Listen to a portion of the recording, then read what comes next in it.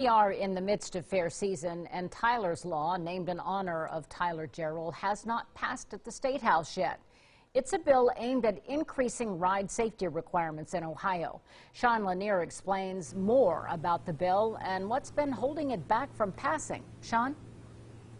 Well, that's right. I spoke with the main sponsor of Tyler's Law, Representative John Patterson, and he says in hindsight he wished he would have pushed for a companion bill in the Senate. He believes that would have had the bill push much further in its process, but he says right now it's simply going through that process here at the Statehouse. It would have been wonderful had it been in place for the state fair, but in general it was my hope that it would have been in place for the season. House Bill 89, or Tyler's Law, is still on hold at the State House because of the late passage of the state budget. The bill is named after 18-year-old Tyler Gerald, the Marine hopeful who was killed when the Fireball ride malfunctioned nearly 2 years ago. Tyler's mom, Amber Duffield, says she's optimistic. The House bill has not passed, but it is still in the Senate, so it does still have hope.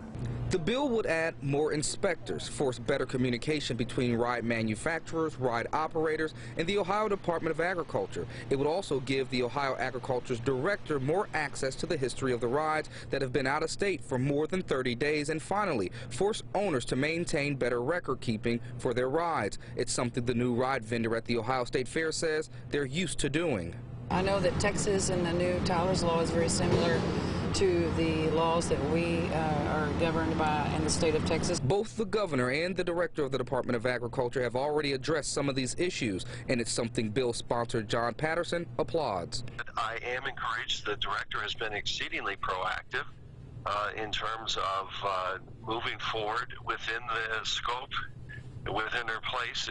I have full confidence in her and her staff that they've done everything within their control to ensure safety for our people. And if this is passed, what it will do is put the practices on the books, and it won't be subjected to who's the governor or who's the director of the Department of Agriculture at the time. They said it'll also allow them to adjust quickly if there's changes in the future. Looking for you outside the State House, Sean Lanier, NBC4. Sean, thank you. And we've covered Tyler's Law since it was first introduced. For more details on the bill and the changes it would make, head to NBC4i.com.